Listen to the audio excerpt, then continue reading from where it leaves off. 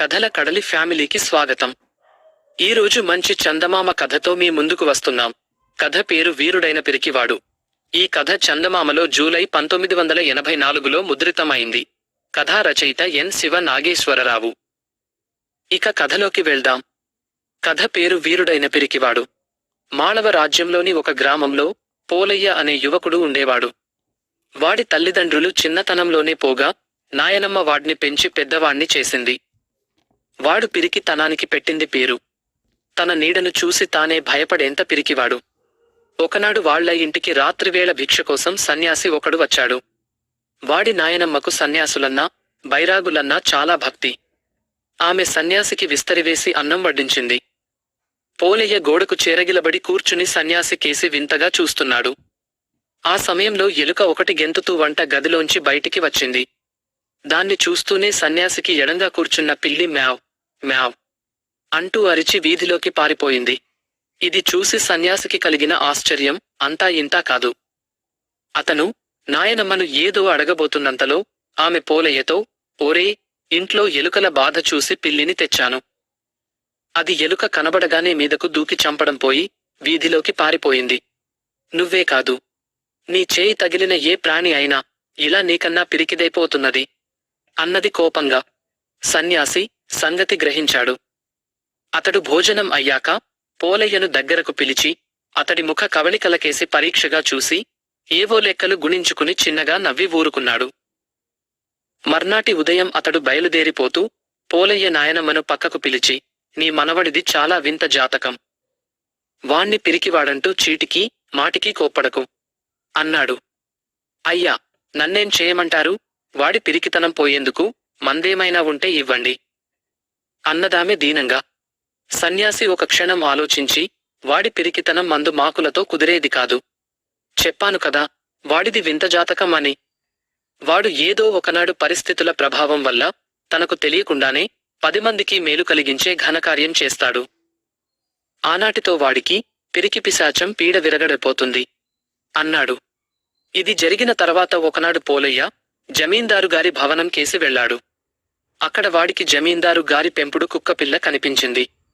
ముచ్చటపడివాడు దాన్ని దగ్గరకు తీసుకున్నాడు. జమీందారది చూసి వాణ్ణి గట్టిగా తిట్టి పంపాడు. ఆ రాత్రి జమీందారింట్లో దొంగలు పడ్డారు. వాళ్లను చూసి మొరిగి గొడవ చేయవలసిన కుక్కపిల్ల గొలుసు గుంజుకుని దూరంగా పారిపోయింది.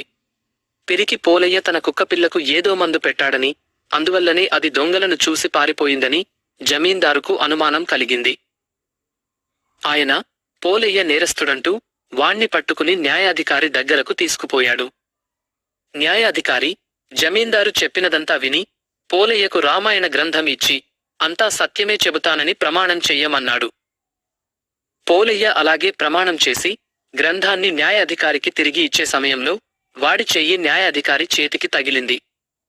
అంతే, న్యాయాధికారిలో పిరికితనం ప్రవేశించింది. ఈ న్యాయాధికారి ఎంతటి దుష్టులనైనా ఘరానా దొంగలనైనా శిక్షించడానికి ఏమాత్రం భయపడడని ఎంతగానో పేరు మోసినవాడు. అలాంటివాడు పిరికి పోలయ్య చేయి తగిలేసరికి కంగారు పడిపోతూ, నేను వాది ప్రతివాదుల్లో ఎవరికి అనుకూలంగా తీర్పు చెప్పినా రెండవ వాళ్లకు నా మీద కోపం రావడం ఖాయం. ఆ కోపంలో వాళ్లు నాకేదైనా హాని కలిగించవచ్చు.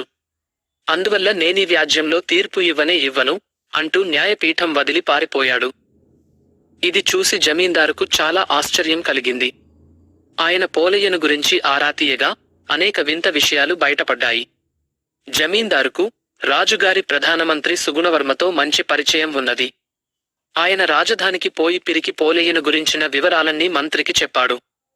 పెంపుడు పిల్లి ఎలుకలను చూసి పారిపోవడం, జమీందారు కుక్కపిల్ల దొంగలను చూసి మొరగకపోవడం, న్యాయాధికారి వింత ప్రవర్తన ఇవన్నీ తరచి చూడగా సుగుణవర్మకు పోలయ్య చేతి స్పర్శలో ఏదో ప్రభావం ఉన్నదన్న నమ్మకం కలిగింది. ఆయన పోలయ్యను రాజధానికి పంపమని జమీందారుకు చెప్పాడు. పిరికి పోలయ్య మంత్రిని చూడబోయిన సమయంలో ఆస్థానమల్లుడు ఆయనతో మాట్లాడుతున్నాడు. ఆయన మల్లుణ్ణి పోలయ్యకు పరిచయం చేశాడు. పోలయ్య వినయంగా మల్లుడికి నమస్కరించి కరచాలనం చేశాడు. అంతే, మల్లుడు చేయి లాక్కుని అక్కడ నుంచి పారిపోసాగాడు. మంత్రి భటులకు ఆస్థానమల్లుణ్ణి పట్టి తన దగ్గరకు తీసుకురమ్మని ఆజ్ఞాపించాడు. వాళ్లు వాణ్ణి పట్టుకురాగానే ఎందుకు అలా పారిపోతున్నావు అని అడిగాడు.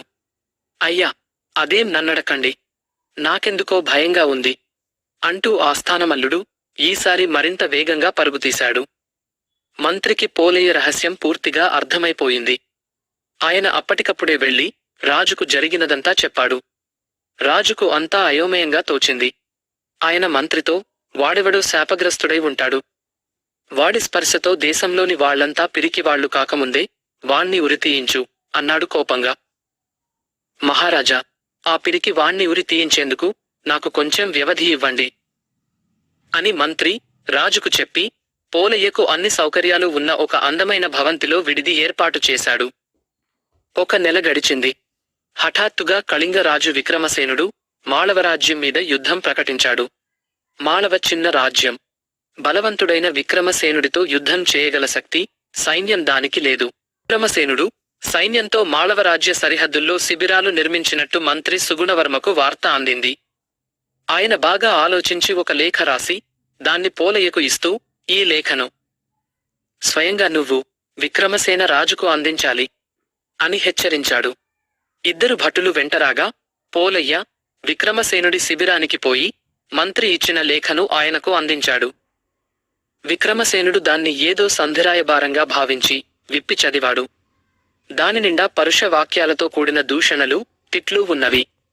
విక్రమసేనుడు పట్టరాని కోపంతో పోలయ్య కేసి కళ్ళెర్రచేసి, ఈ పొగరుబోతు తల నరకండి అని సైనికుడొకడికి ఆజ్ఞించాడు.